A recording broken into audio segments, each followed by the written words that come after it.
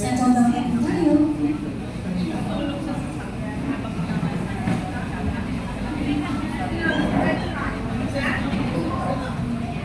Magandang hapon po. Nag-traffic po ba kayo pag punta dito? Hindi masyado. Malayo lang po. Malayo. Nalapit din yan, sister. Pilit na naman ako. Kayo po, saan po kayo? Ano kayo, friend ni Sister Mabel? From? Binja. Ay, Binyan! Binyan! Saan po kayo sa Binyan? Sa Lemon Plaza. Ay, kapit mo po. Malapit sa Binyan. Sa Jubilation.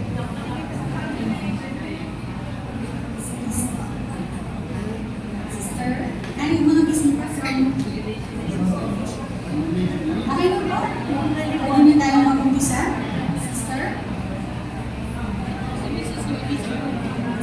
Yes, Magandang hapon po sa inyong lahat and welcome to the special occasion, to this very special occasion. Hindi lang siya special, very special. Why? Because it is a true privilege to have everyone here. Masaya kami na nandito kayong lahat para makisa sa amin. As we gather for the official launch of Canossian Sisters PDO. Ayan. So, malamang, tinatanong natin what is PDO. We found that out a few years ago. Later on, we'll find out what is PDO. Ayan. Kaya po maraming salamat sa pagpunta nyo dito. It is an office that will help transform the mission of the Canossian Sisters into a more meaningful action for the community. Tama po ba, Sister Mao? Yes. So before we begin, let us open this event with a prayer. May I invite Sister Yel Adwen to lead us in the opening prayer.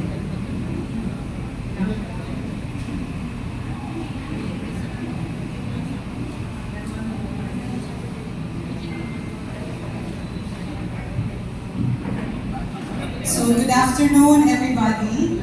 So for the first part of our prayer, you may remain seated. We prepared a music prayer video, so just keep your eyes on our screen. In case your seat is turned away from the front, you can turn it around so that you're comfortable. You don't get a stiff neck after this afternoon.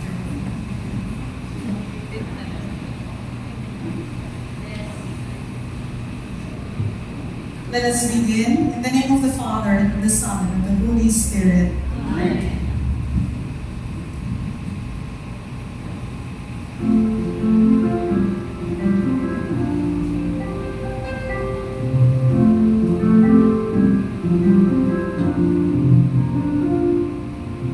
Why do you feel hungry? Why do you come for those that sorrow? What is the source of your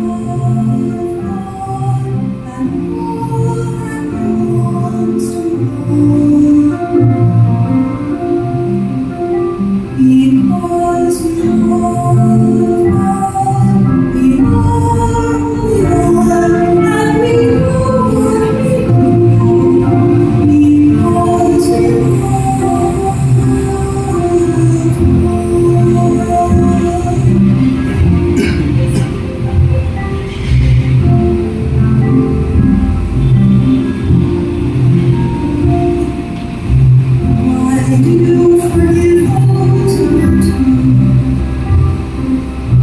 Why do you call a stranger friend? What is the hope that you cling to in mind? What is your dreaming so bold?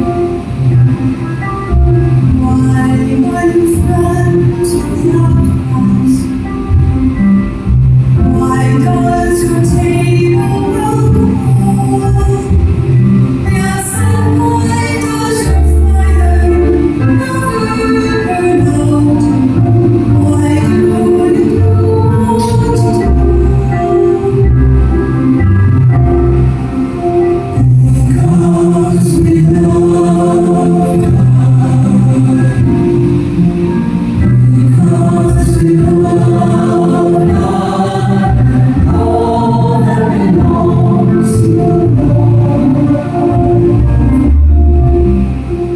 Because we love God, we are, we are, and we do what we do. Because we love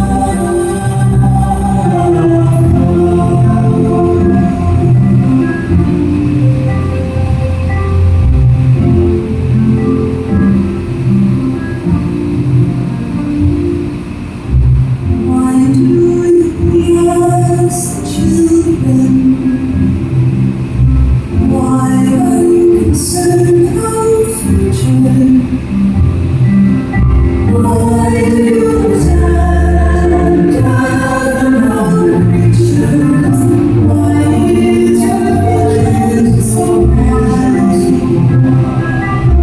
Why do you have boundaries? Why is your soul so cold? And why do you dare to believe alone? Why do you do what you do? Because we love God.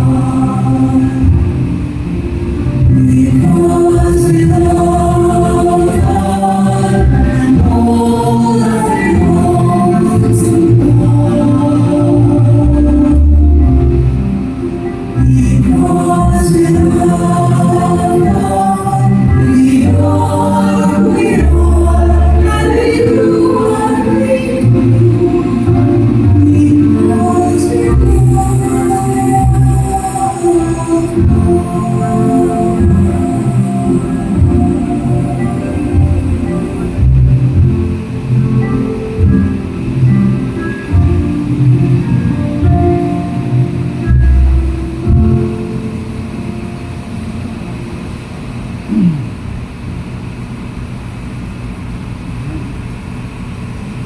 As we share one faith, one love, one mission, together let us pray.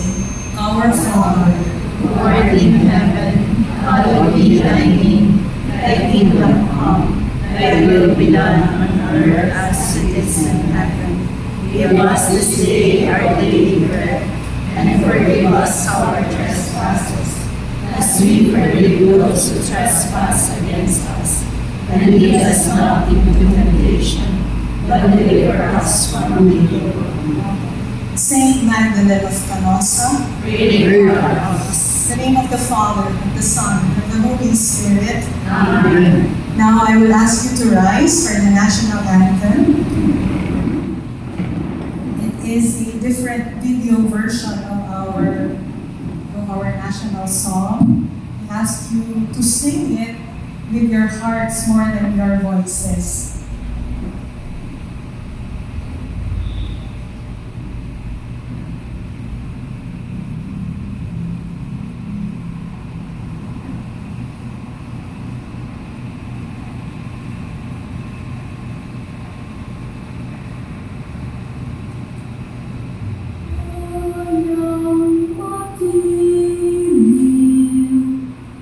Pelas não se dão.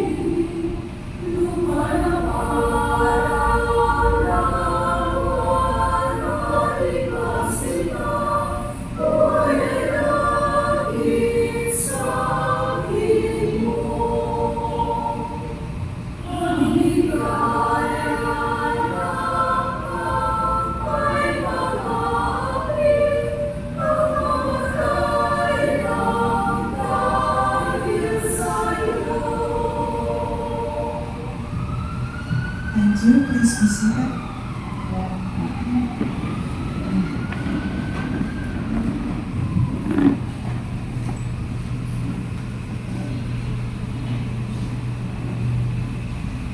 Thank you, Sister Yael, for that beautiful and heartfelt opening ceremony. Magpapakilala po muna kami sa inyo. Ayun pala po. Naubong sister. Ano po ba yun? Hello. Ayun po. So, papakilala po ako ulit. Beth De Leon, a graduate of Canosa Santa Rosa, batch 91. So, matagal-tagal na rin po akong nasa Canosa. In fact, frequent po pala ako nung mag-start doon. So, I've been with them for 43 years. So, 50 na po ako ngayong taon na to. So, I've been with them for 43 years. Ano pa po ba? 43 years, I've been a Canossian volunteer since 1999 and an active core group member until 2018. So, medyo, matagal na po talaga. Sister, kayo po? Ako naman po, si Sister Maureen Cejas, Canossian sister na po. Ako po ay taga Mindanao. 26 years na po ako sa religious life. Ako ay naikot ko na rin yung buong Pilipinas, Luzon, Visayas, Mindanao, pastoral, school communities. So, marami na ako na-witness na milestone po ng ating province. No? So, I'm very happy na today we also mark another milestone, small, one step at a time. No? So, we are so glad na God is really good. Sister, talking about milestone. Kasi 70 years na po ang dito sa Pilipinas, kung hindi niyo pa po alam. So 70 years, unang-una po sila sa amin sa Santa Rosa. And nung habang nagpe-prepare po ako ng script namin ni Sister Mal today, I realized, konting trivia na lang po ito, 35 years ago, I also opened the launching of 35th year of Canosa Santa Rosa. So they asked me to do school back in 1989. So kanina ko lang po yun na-report. Kung nga pala no, so parang nasaya, 35 years ago, I did some launch also for the 35 years, being part of the celebration. And then now, 70th year ng Canosa Santa Rosa, andito pa rin po ako. So, we are really glad, Beth. You are really a blessing to us, no? Imagine, ang dami na rin na-witness na milestone ni Beth bilang aming mission partner. So, ngayon, we are launching this video. We're just starting another milestone, no? So, thank you talaga. Thanks, God. So sabi nga, today marks a significant milestone for the Canossian sisters as they embark a new journey toward fulfilling the mission of service. So the Philanthropic Development Office, or PDO, is not just a structure. It is a vital platform that is designed to strengthen the community outreach programs of the Canossian sisters, to enhance sustainability, and expand the charitable initiatives of the Canossian sisters that they have been doing and championing for over 70 years. Di ba po, 1808, May 8, 1808, when St. Avenue of Canosa established or founded Canossian congregation in the Philippines, 70th year. So we're wishing more years to go for another 216 years and beyond. So, to officially begin this momentous event, let us welcome Sister Esther Vasquez for her welcome greetings.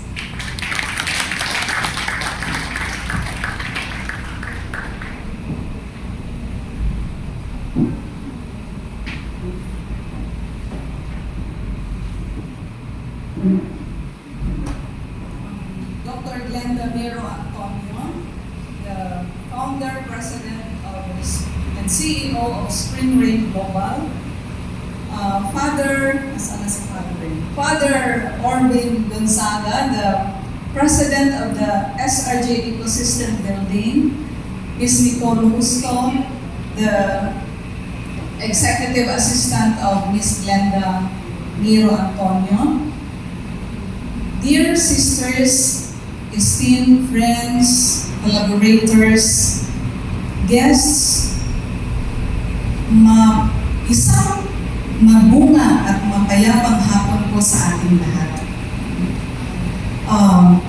It is heartwarming to see big-hearted people who I believe are gathered here not accidentally today. Most, if not all, narinig naman natin si Miss Beth, Canossian true. So talaga mga true-blooded Colossians ang mas marami. If not all of you were touched by the Colossian spirit in one way or another, either personally, through the sisters, or through the ministries of charity. As they mentioned already, the reason why we are here, we are happy to launch the Colossian Philanthropic Development Office as we mark our 17th year of presence in the Philippines. Dumating po ang mga Colossians dito sa Pilipinas noong June 12, 1954. So certified senior citizen na po kami. Wala pong pagreklamo. So, while we are grateful that in the last 7 decades, many are already sharing our passion of making Jesus known and loved, we are convinced that there is a need for more. As Saint Magdalene of Canossa, our mother foundress, exhorted us.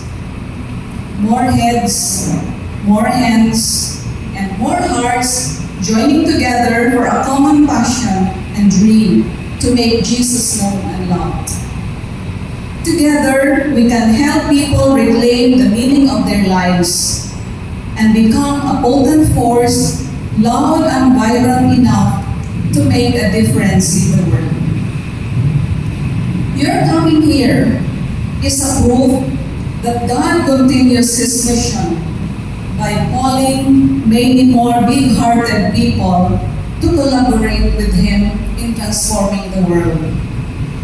This gathering is made possible by the contributions and common efforts of many big-hearted people who helped us in the preparations.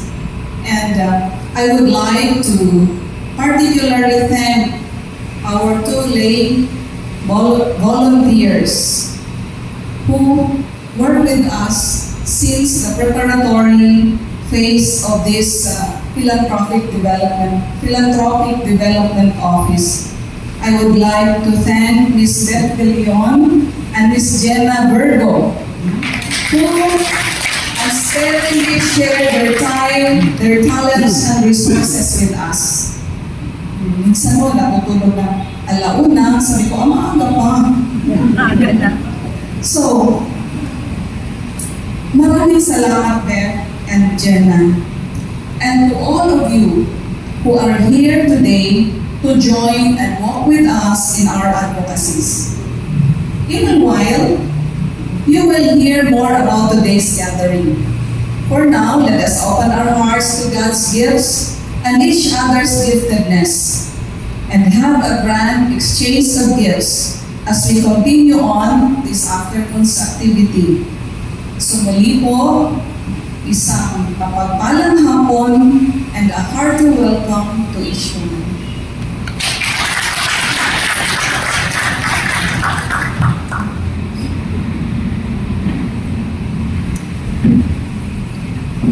Thank you, Sister Esther, for that very inspiring message. So, to give us an overview of the Colossian Sisters mission and the goals of the PDO, Sister Eleanor Escalante, FPCC, is here with us. She is our PDO Director along with the council in charge, Sister Luz Monk. Let us welcome Sister Alma Escalante.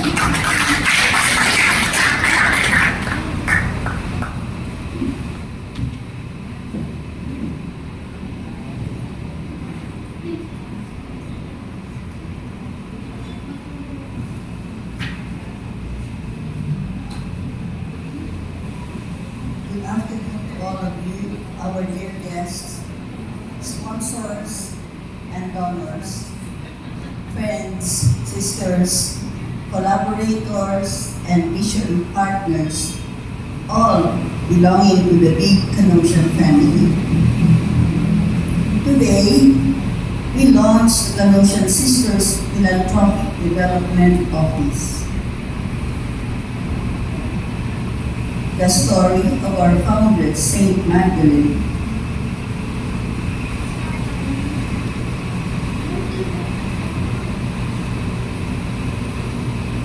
As we launched this philanthropic development office, we could not help but remember the story of our founder, Saint Magdalene, who left the palace of Canossa in Verona, Italy, on May 8, 1808, to empower her beloved poor. And her story stands as a beacon to light the next steps of our decision to widen our tents, to open other possibilities in the field of charity and philanthropy. Magdalene was from a noble family, and her privileged status contributed to a better understanding of her mission and to opening doors to a wider range of collaborators who willingly contributed towards the fulfillment of her mission.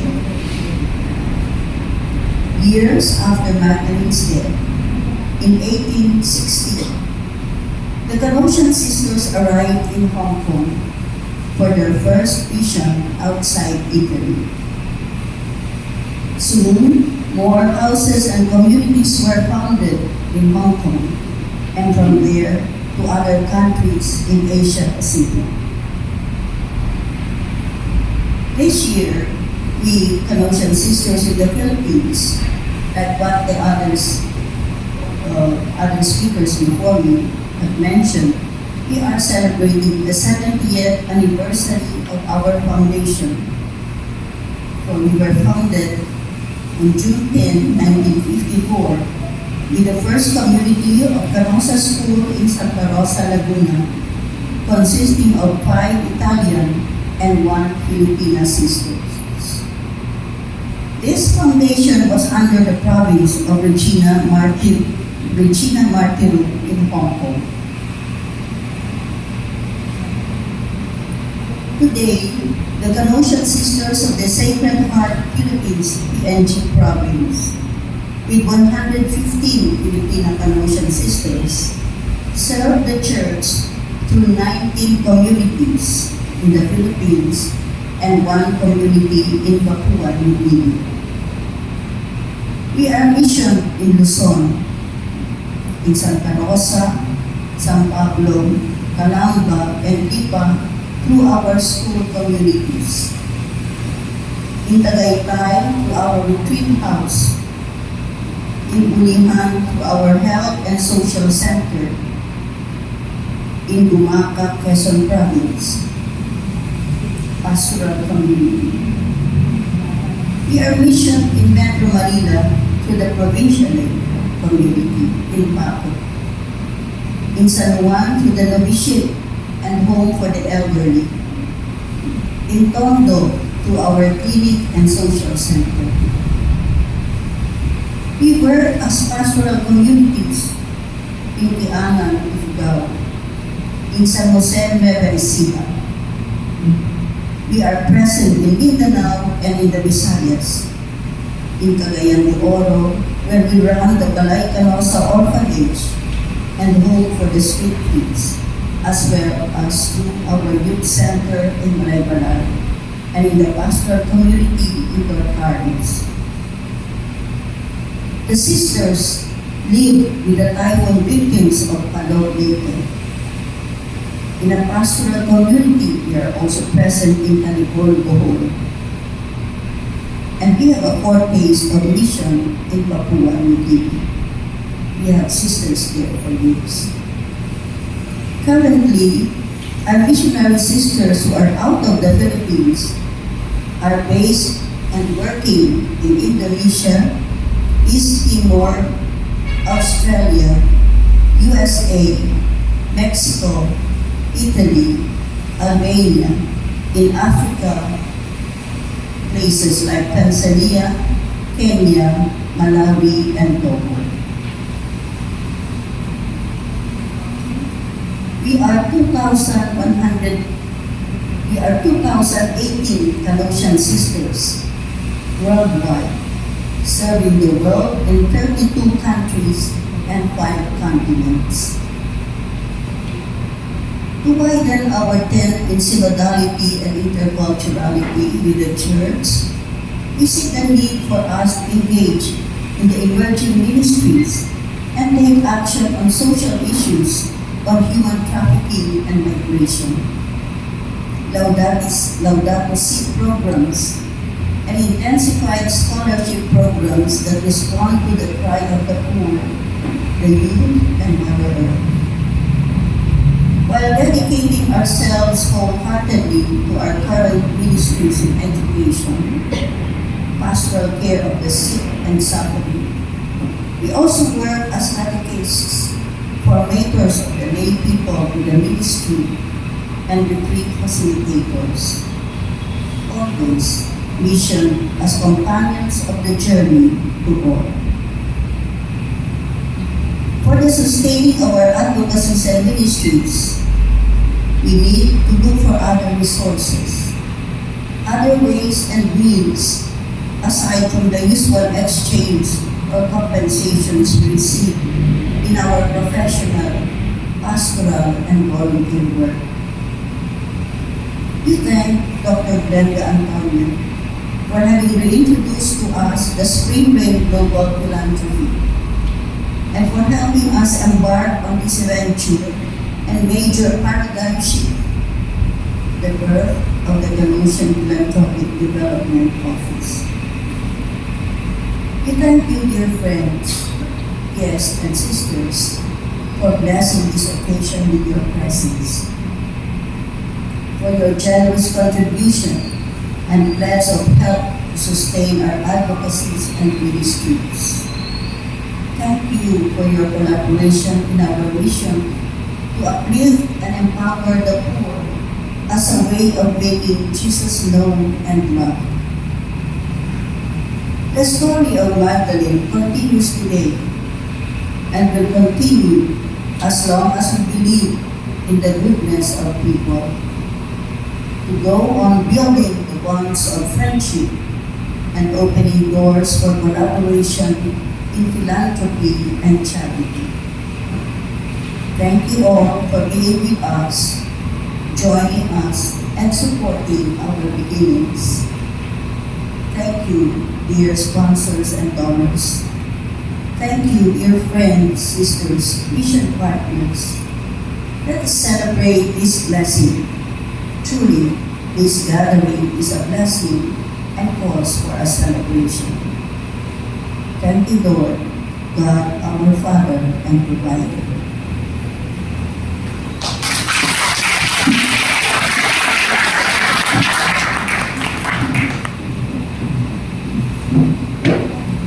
Thank you very much, Sister Elma. Thank you po, Sister Elma. Thank you for sharing the long history of Canosa in the Philippines.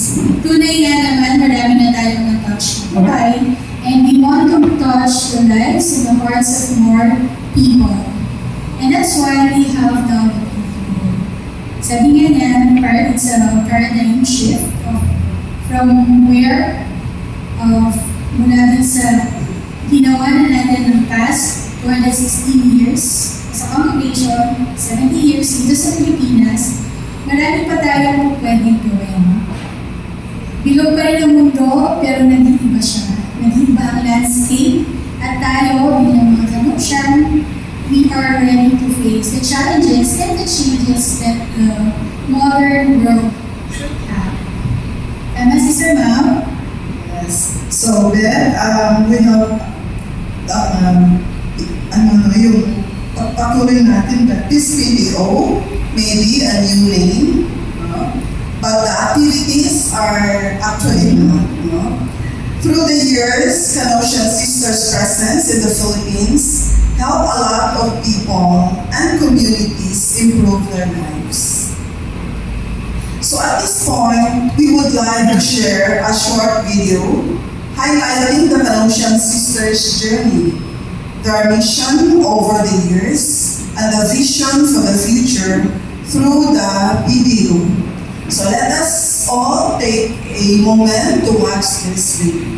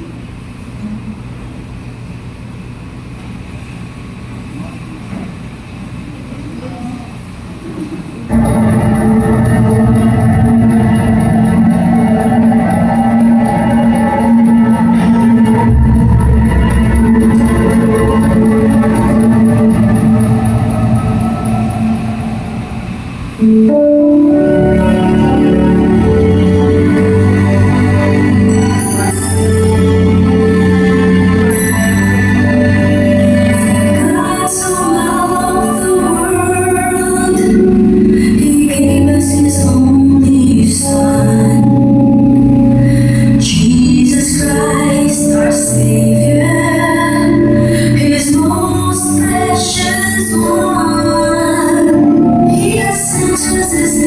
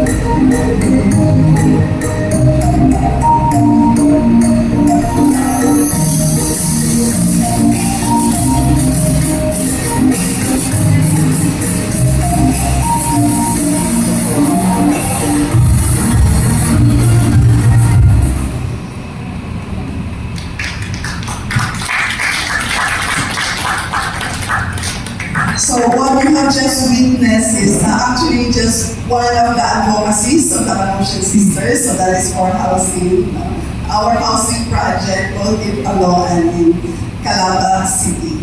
So let us continue to be inspired through the testimonials of our mission partners. So today we would like to be touched with the sharing of Miss Elsa Ritanan. She is our volunteer health worker in Bulihan, Silang, Cavite.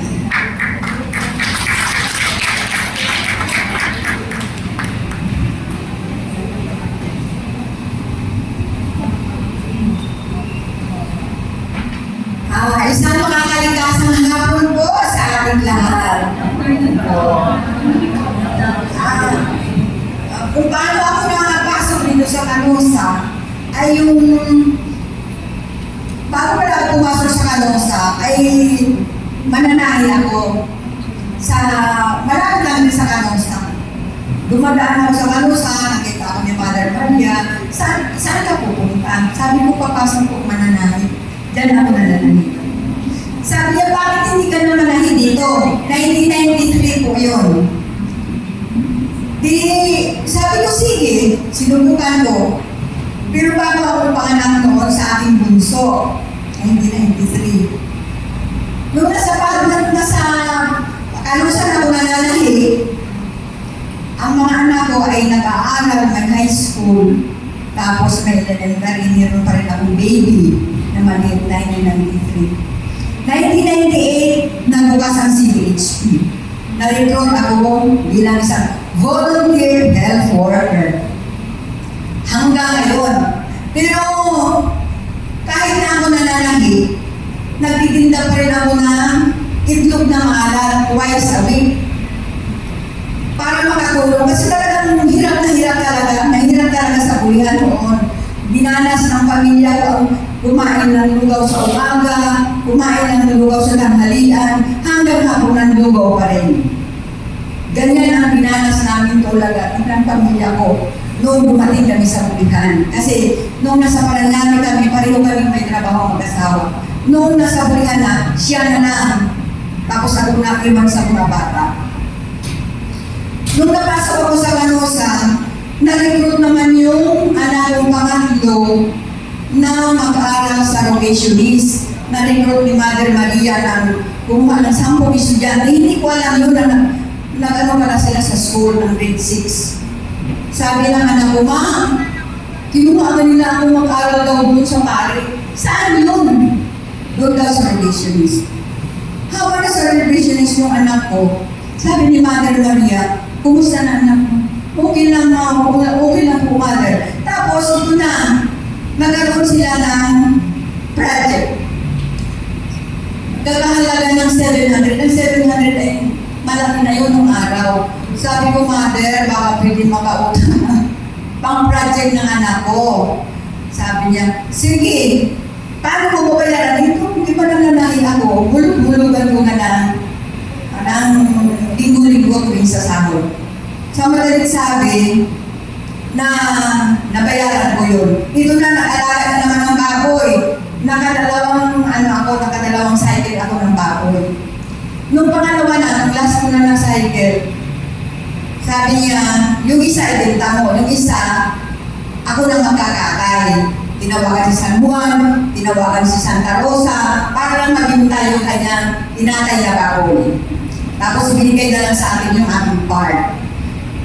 Tapos nung doon na nagtapos yung, sabi ni Mother, yung natira pa na utang mo sa baboy, may 300 pa yata ako sabi niya, alis na kasi ako, huwag mo na lang bayaran.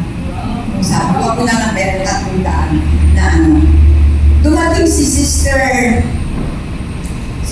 tapos yung anak kong dalawa, napasok na sa Sisters of Mary, yung panganay at yung pangalawa. Tapos, yung pangatlo na sa vocationist na. Yung pang-apat na, ito na, nakalabas na yung panganay ko, pinasok niya naman yung pang-apat na Sisters of Mary. Noong makalabas yung anak ko sa Sisters of Mary na pang-apat, sabi niya, Ma, gusto ko mag-aral ng kahit na vocational lang. nagkakisip-isip ko, sabi ko, Diyos ko, sana po ko ng pamasahe nito araw-araw, sabi ko ng gano'n. Di, yung anak ko naman na surrogationist, ay nag-ano na siya, na OJT na. After 6 months na regular, di siya na ngayon na nagpa-aral sa pang-apat, na mag-aral lang yun ng vocational dito sa Don Bosco sa Makati. Na-sustain yung kanyang pamasahe araw-araw dahil kahit na nag-OJT na yung anak ko, na pangatlo, ay may pamasahe na siya. Pero tuloy pa rin ang pagtitinda na ito ng ala para matulong. Noong nakaalis yung anak ko, kasi yung pangalawa ko nag-asawa na. Yung asawa niya na una na nagpunta ng Amerika, nakuha siya after 4 years, kinuha siya. Nag-negosyo na yung asawa ko na dito ng anak. Pero kulang pa rin. Ganun pala yun, no? Pag ikaw ay nagtatrabaho na parang rutina nyo, volunteer ka nga, no?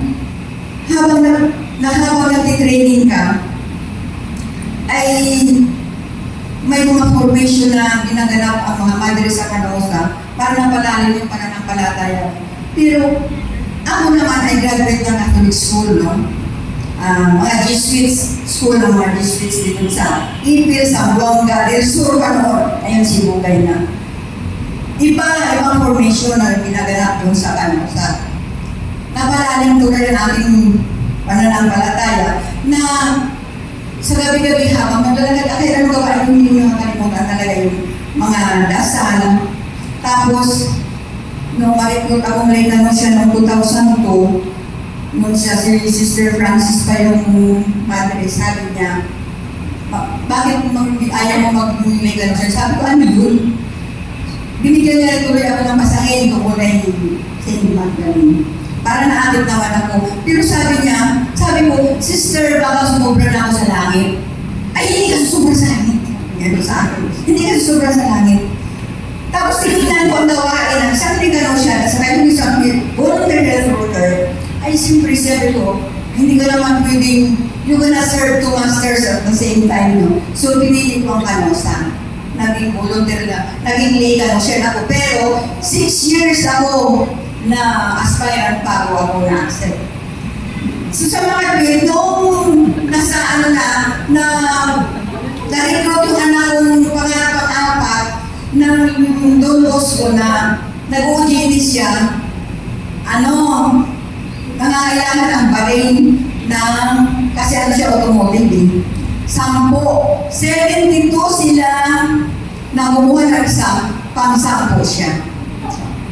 So, sabi ko, ganun pala ako yun. Pag yung nagtatrabaho ka, tapos nagsisikap ka kasama ang dasal, ay mararamdaman mo, pero parang okay na lang yun sa akin yung trabaho ko. Malay ko kung bibigyan ako ng Diyos ng biyaya o ano, basta sige lang. Hindi ko hinahangad yung, basta wala akong hinahangad na iba. Kundi yung mapabuti lang yung mga anak ko, yun lang.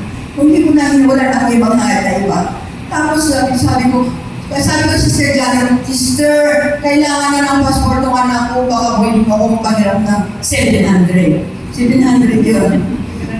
Tapos, hindi siya nagdalawang isip. Binigyan niya nakakaagaw ng pang-passport. Nakalis ang anak ko sa Bahrain, nagwalong taon sa Bahrain, habang nasa Bahrain, nag-apply siya papunta Australia. Ngayon nasa Australia siya, citizen na siya doon. Kaya nga ako, kung ano-ano ang umisan, pag may kailangan ko ng ganito, kailangan ko rin. Basta mayroon akong pera, hindi ko talaga ako kasi naranasan ko ako maging mahirap. Kaya kung sino rin nangangailangan, kahit na yung ultimo na lang pangsain ko, mabibigyan ko. Siguro, kung ganyan na naghangad ka, parang hindi ko kasi naganda yung mama eh. Ano ko lang talaga na, kung yung tinalas ko, hindi ko nadalanasin ng mga anak ko.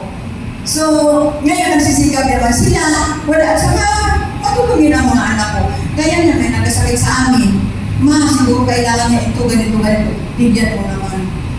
Pero kaaway ko yun. Pero binigyan ko pa rin talaga. Nasa hindi na nakamatayan. Talagang nagpadala ang anak ko para dito. So siguro, kung pipino ko minsan kasi nagkasalit ng anak ko, yung asawa ko ngayon, 6 years na siya dinadialysis. Kung minsan tinatanong ko, Lord, pinapakinggan mo ba yung mga dasal mo? Sabi ko na gano'n sa akin. Mamaya pinawag ko naman, parang super-super na yung binibigay sa ilan. Diyos pagkatas. So, yung parang pag-routine na lang talaga yung gagawin mo, pag yun na lang ang gagawin mo na, parang routine na lang na parang wala, pag inaantay na gawin ano, ay nalaramdaman mo na, unti-unti rin pala, umangat ang buhay mo. So, maraming salamat po.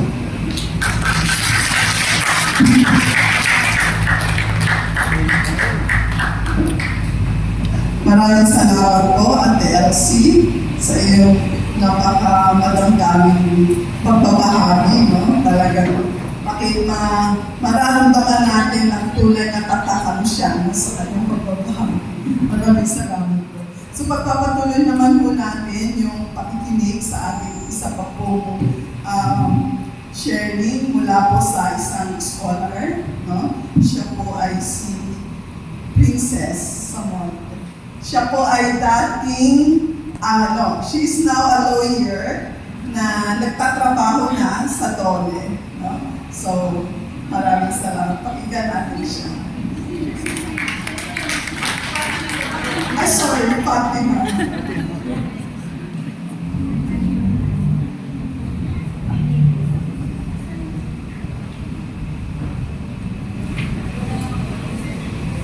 Ayan, so good afternoon po everyone. Correction lang po. Hello po kay Ma'am Princess, pero ako si Fatima.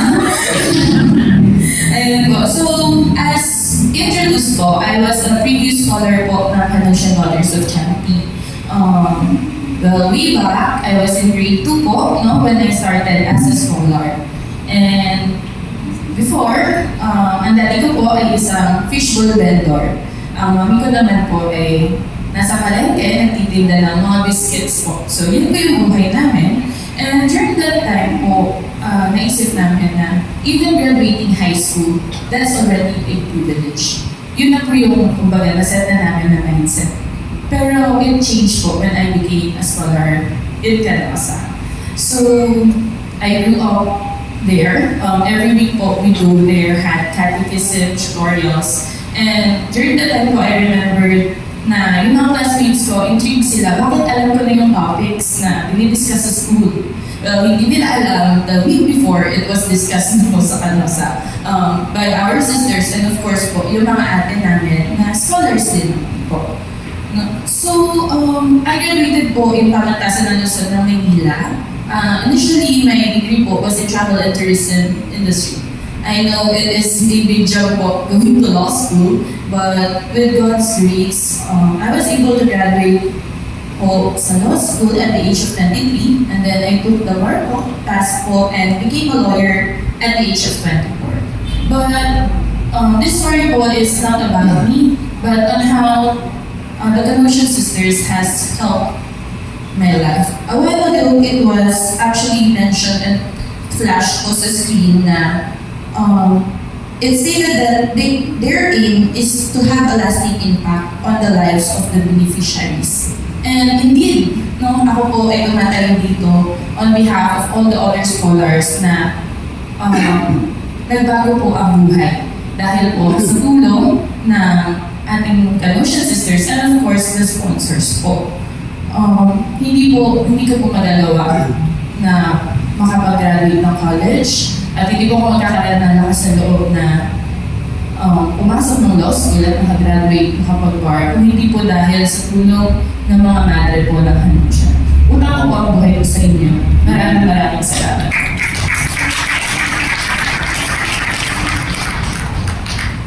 Maraming salamat, Fatima. I'm sorry.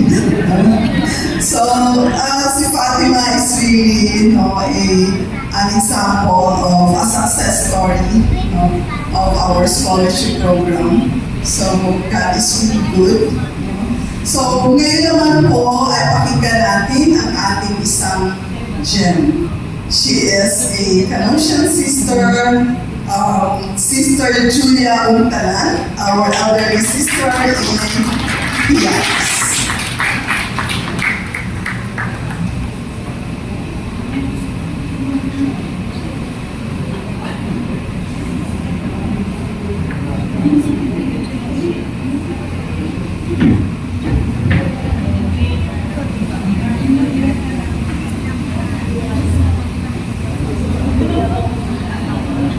So, this is care for the elderly, the elder. Experience at years in caring. I am Sister Julia Untalan, 84 years old, 53 years at Canossian, a religious. Having served in various communities across Luzon and Mindanao. I was also blessed to spend 3 years in Rome and another 2 years in Papua New Guinea. My religious life has been a journey of challenges and excitement, filled with joys and sorrows, triumphs and defeats. Now I am here at Hias community, the home for elderly sisters, where I have been serving for the past 3 years. When we were younger, our journey focused outwardly, engaging in different ministries and activities. Now, our journey is more on inward, a homeward journey. This phase of life invites us to seek God from within, where life's meaning deepens and draws us closer to God's heart. Before we believe God is not yet finished with us, each one's life is continually being perfected, undergoing a process of growth toward fullness. Our mission as elderly sisters persists. Each of us remains a prayer, making Hias a powerhouse of prayer. We are prayer warriors, interceding for you and for the world. With the elderly sisters that are growing, also being cared for, especially as our health needs become more complex. We recognize how precious the cost of medicines and other expenses, such as diapers, can be. We are grateful for our provincial team for their ongoing support, as well as to some of our alumni who understand that our life's complexities entail additional expenses. Each day brings its own struggles and challenges, but joyful gestures help alleviate burden and pain. At times, impatience and inspiration surface. However, when we reach a point of self-awareness and seek pardon for our shortcomings, forgiveness is given, friendships are restored, and unity is maintained. We appreciate the touch of comforting hands, whether in prayer or when offering assistance, reminding that we are never alone. This life at Hias keep us bonded like a family. It is the spirit of unity and care that makes Hias a true gem, one that continues to reflect Christ's love.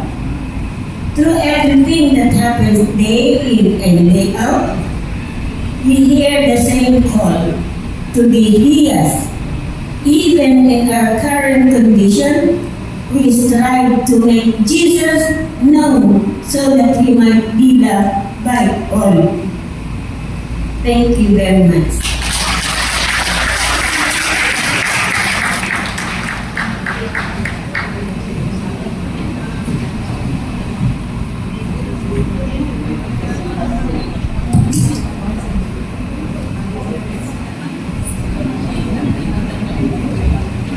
Thank you very much po, Sister Jude.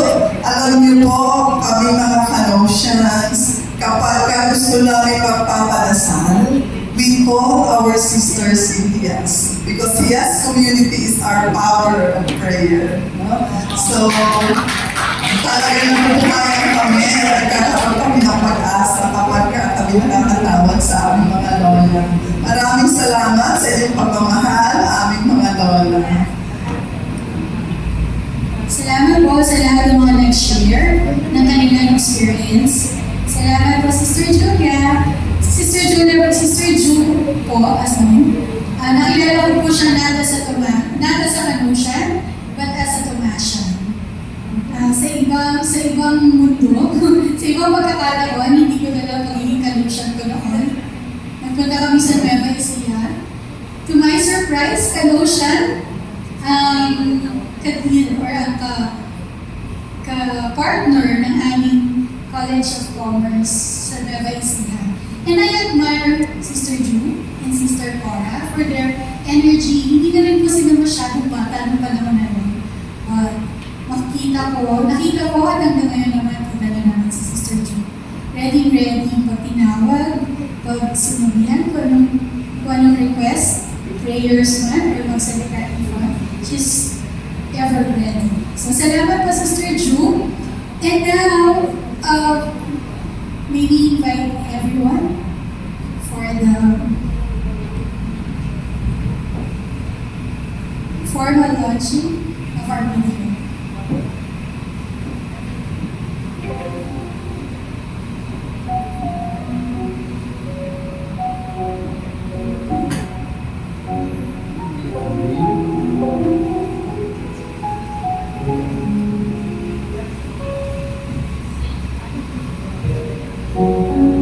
Saint Magdalene of Canosa's life story is a testament to her unwavering faith and profound compassion for the marginalized and impoverished.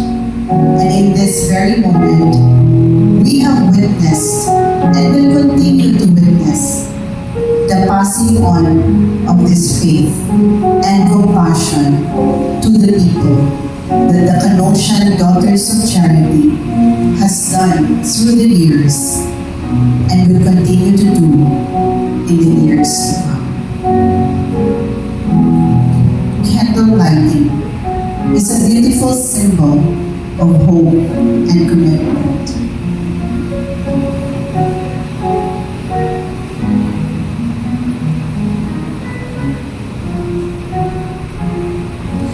As we light this candle, let us remember that each flame represents our individual and collective aspirations for our brighter future for all.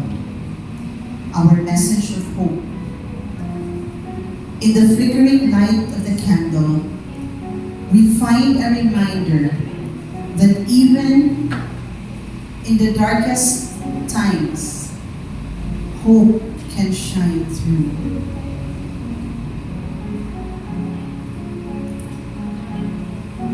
The candle signifies our faith in the goodness of humanity and our commitment to uplift one another. Just a single candle can light up a room. Our collective efforts can illuminate the path towards a better world. Let us carry the light within us, spreading warmth, love, and compassion to those around us. Our commitment.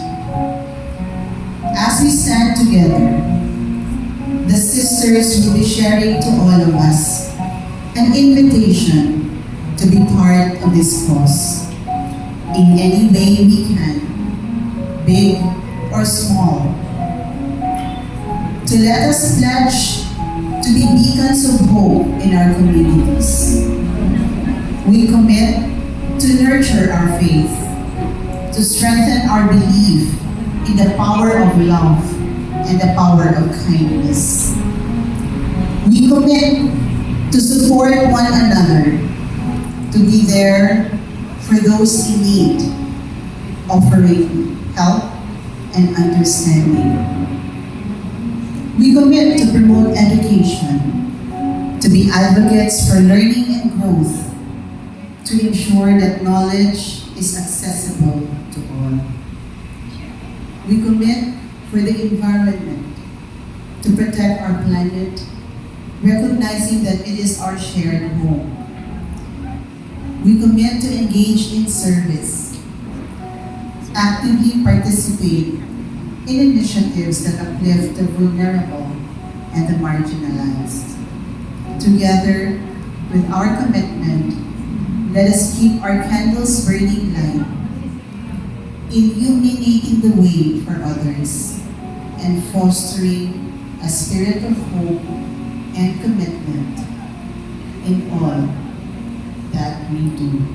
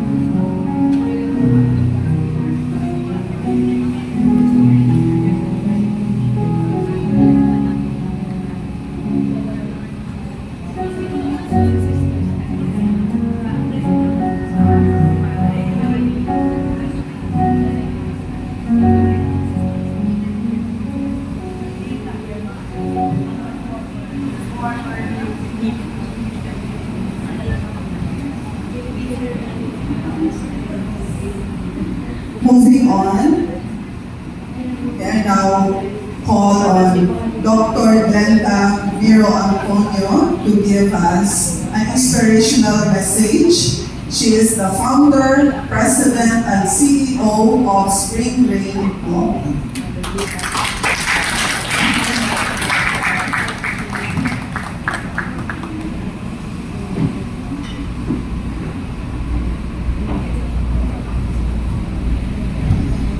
I desire that God may set your heart on fire with His love, says Saint Magdalene of Canosa.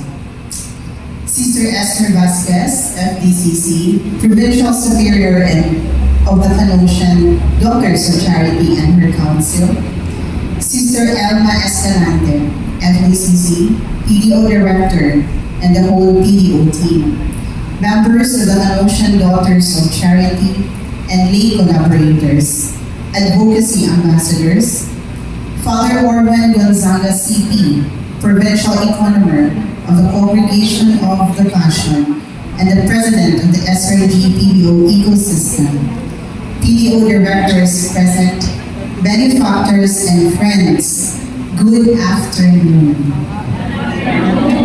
I have no words to say anymore, sisters.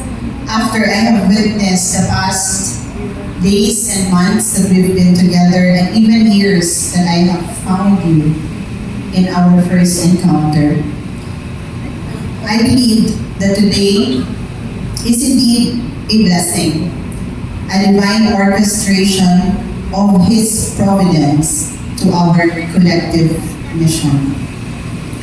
In a world that often feels overwhelmed by challenges and uncertainties, we gather today to ignite a spark of hope. Hope is not merely a fleeting emotion. It is a powerful force that propels us forward, inspiring us to dream for others, to act for others, to believe for others, for a brighter future.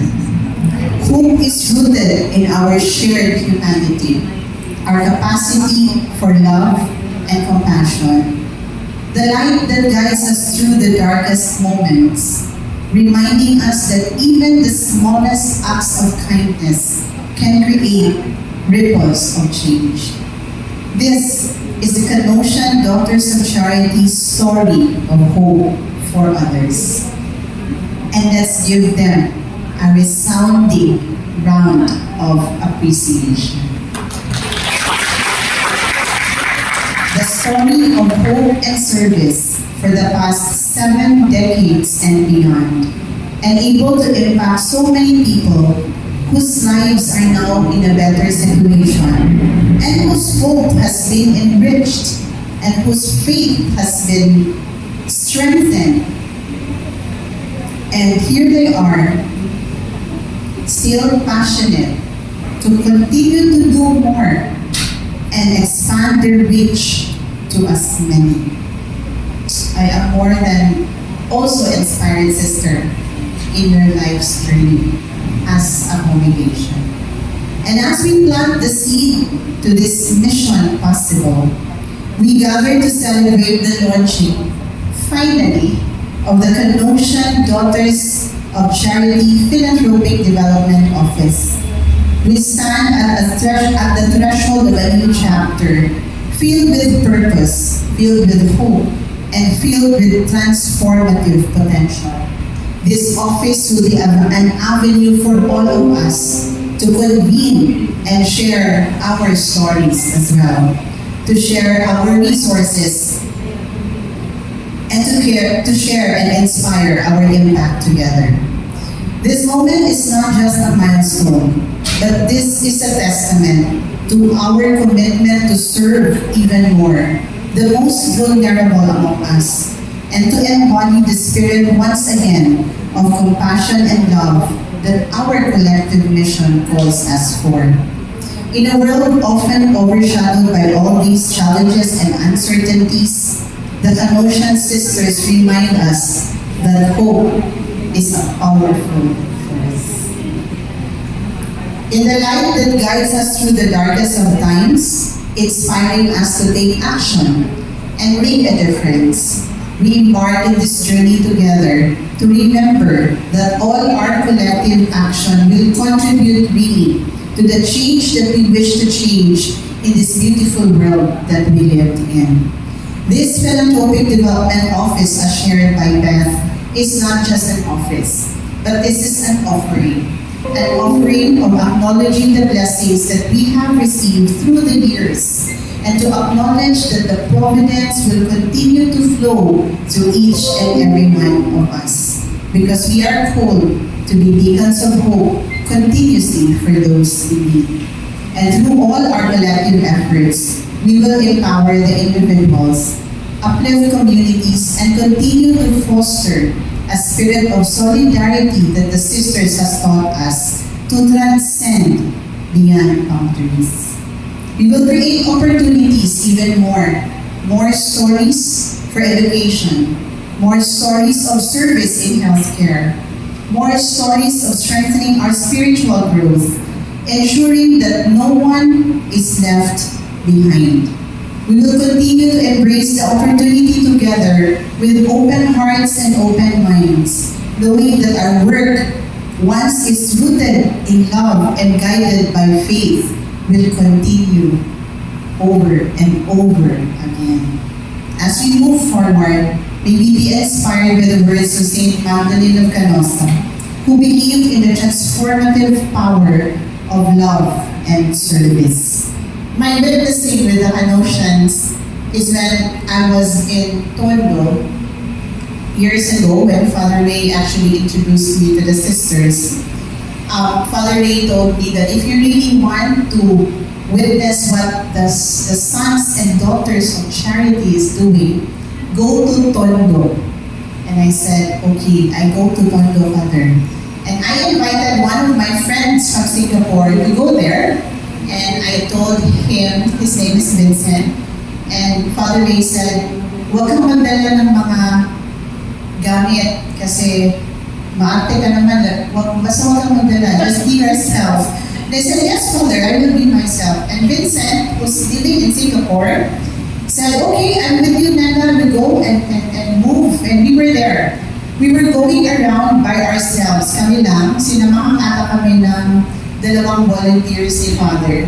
So while we were going around, in my mind, because I had so many impressions of Tondo that I feel scared, and sometimes it's the driver who brought me to the parish, even told me, Ma'am, may mga magnanakaw dito, Ma'am, you be careful. Parang ganun yung sinasabi. So it brought fear to me. But you know, when I was there, inside that place, na-expect ako that people will ask and beg. Kasi hirap, di ba, sister? But nagdala na ako ng small pouch. But believe me, no one asked for money.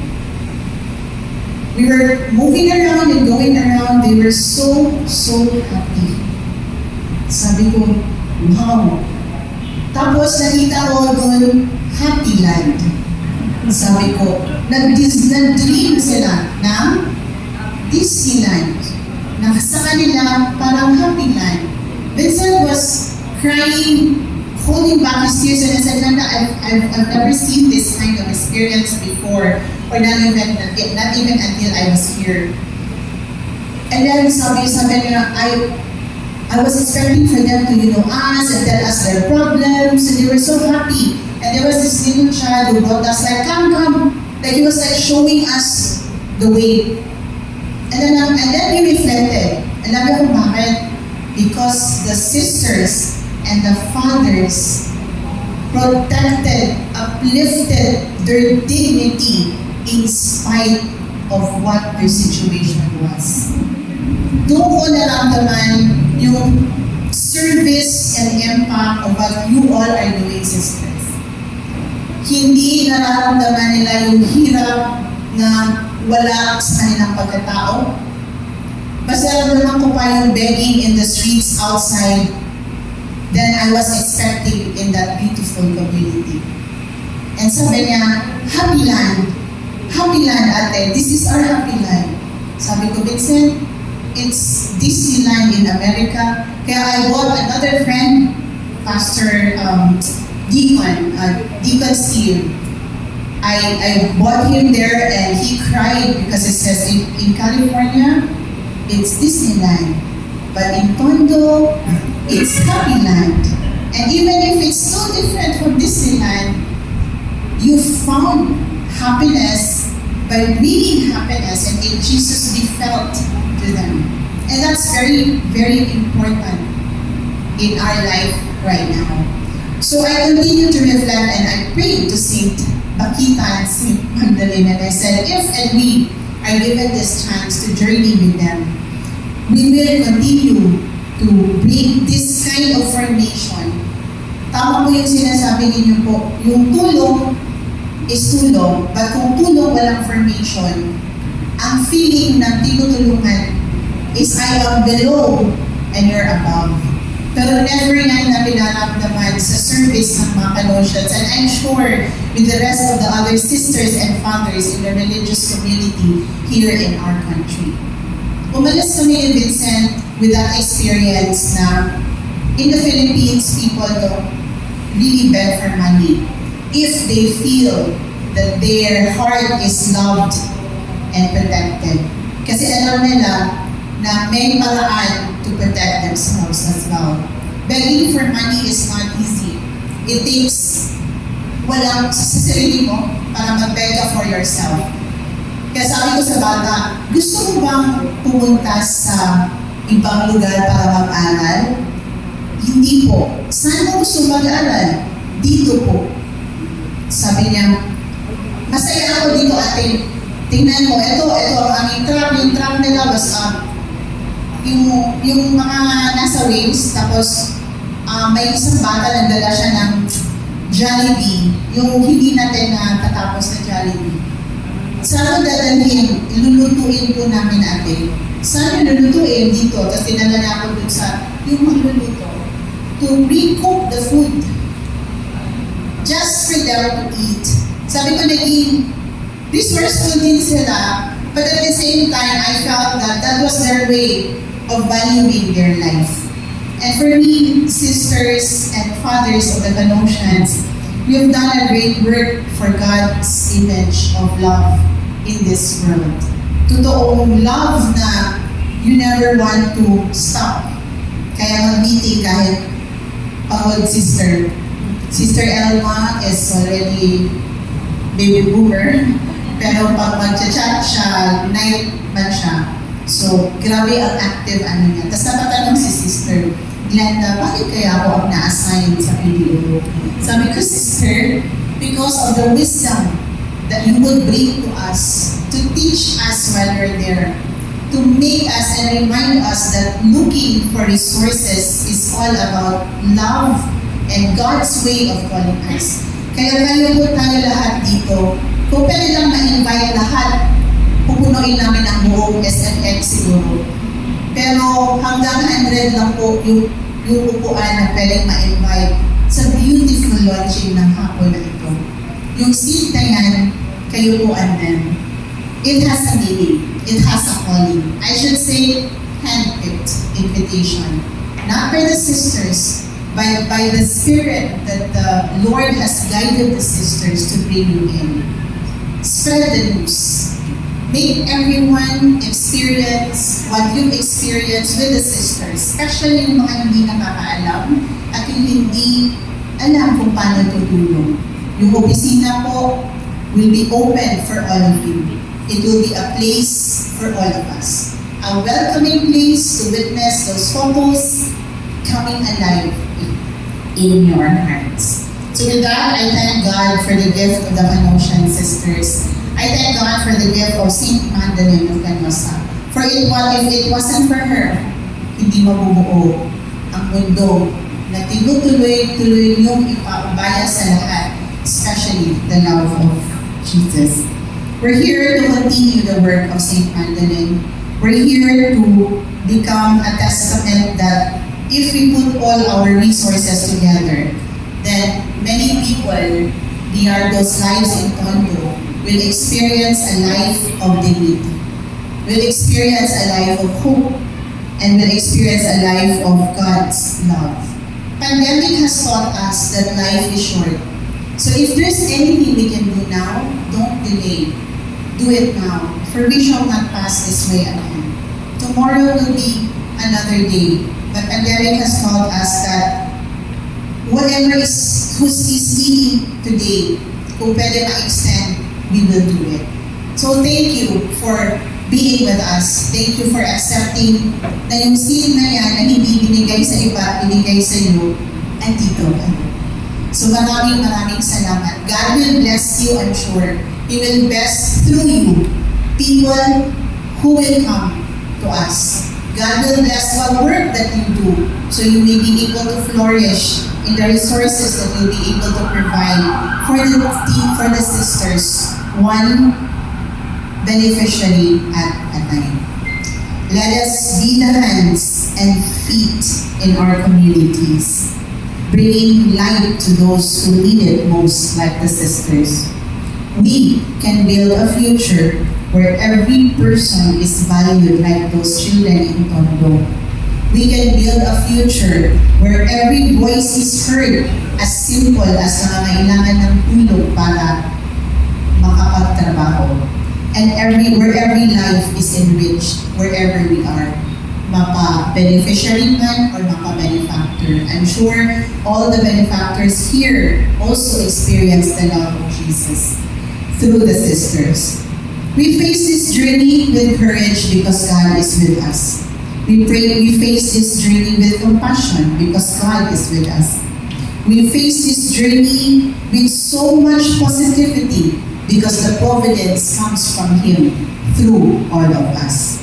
We stand united in our mission to continue to uplift those in need, to continue to empower the marginalized, and to continue to foster a spirit of solidarity within our communities, and our unwavering belief in the goodness of humanity to further transform despair into possibility and challenges into opportunities for growth and renewal. We embrace this moment with open hearts, knowing that our collective efforts can make a profound impact. October 5, 2024, the beginning of a blessing and a grace that we claim to God that will provide and share and continue to deliver more stories, more dreams, more aspirations, and we continue to inspire one another to be a beacon of hope in a world that longs for healing and connection. Together, let us cultivate a future filled with promise, where every individual will continue to form part of this beautiful masterpiece. Hope is alive within us, and together we can make it flourish. Saint Magdalene of Canossa, be with us, intercede for us, that what we may have begun today will be placed into completion with God's grace and man's collective hard work in service. Maraming salamat.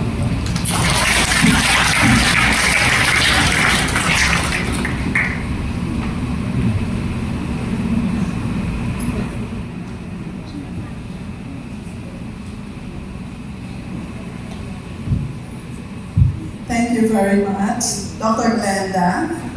Your love for humanity is really a testament that you are an anointed founder. Imagine mo, alam niyo siya ay pumupunta sa lahat, karamihan, puro madre, puro pare. Minsan daw napapakamala na siya kung siya ay magpamadre. Pero siya ay anointed ng Diyos para matulungan ang simbahan. No? So, God really sends instruments. So this afternoon, we would like to continue to be touched through one of the SRG member.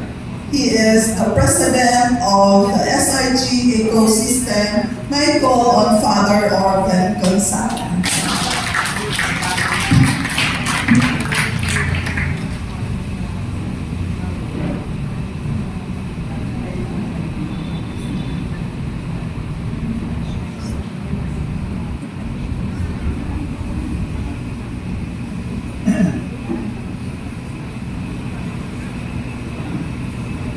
Nothing happens by chance, really. That's why Sister Esther Vasquez, Sister Elma Escalante, the PPDO Directors, Dr. Glenda, CEO of Spring Rain Global Consultancy. Good afternoon, everyone. My journey with the SRG was not by chance. 6 years ago, it was a gathering of diocesan formators, but I was invited to come. And it was there that I saw there, standing And I said, it's a very good mineral water because it's spring rain. So I asked, what is that spring rain? And then I found out that it's about helping us be sustainable financially. And that is one of the problem of our congregation, how to be sustainable. And we invited her in our council meeting, and the rest is history. We will be celebrating our 6th year this November 23 in General Santos City. Nothing happens by chance. That is why I think this is very right. All mission is possible because mission is the mission of our Lord Jesus Christ. And we are entrusted, chosen to be part of this economy of salvation. Its success, it's not in our hands. It is according to the will of God. We are simply partakers. We are becoming partners of our God in this mission. That's why it's very important. And I love what the song, because of love. We are doing all these things because of love. And I believe the people here invited, the sisters, must have felt that you have that loving heart, that you have that relationship with God.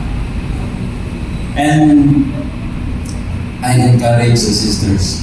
Now I am an econom of our province, and this office really helped me in our advocacies. And in my experience, it was during the time that is worst in the world, during the pandemic, that we were able to raise higher than what is expected. It is God's. Nothing happens by chance. God, time and time again, would show how great He is. In times that we are down, He will show His greatness. Indeed, when we are weak, we can feel the greatness of our God. So I would like to say that in philanthropy, this is what I realized. I heard one said, when you help the poor, you will be called a saint. If you ask why they are poor, you will be called a communist. But I believe if we work for the welfare of humanity, that is philanthropy. We are not simply targeting piecemeal response to the problem and crisis of the world. We are doing it strategically.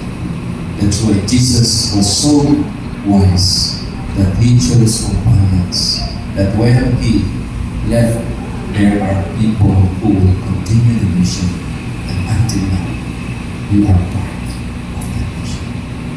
So sisters, Canossians, while you are here, because nothing happens by chance. Thank you.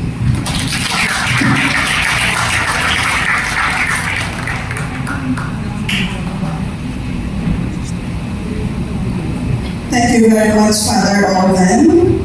So we continue to respond to be part of our mission. Father is sharing with us kung paano na-sustain ang mission nila. So we also wish na we continue to grow as a Canossian, our missions, na kami ay masusustain namin ito. So we would like to invite you to be part of our mission. So here you can see the basket mo, yung aming in-offer kanina. So we invite you to offer your pledge. And this pledge should be offered during our Mass, and we will ask Father also to bless us all, to bless the pledge that we will be offering. No? So after this, we will be preparing ourselves for the Mass.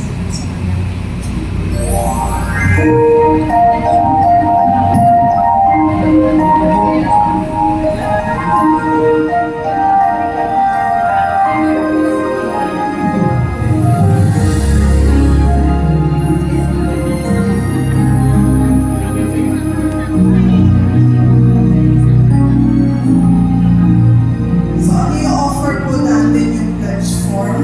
Yung pong naka-insert sa brochure.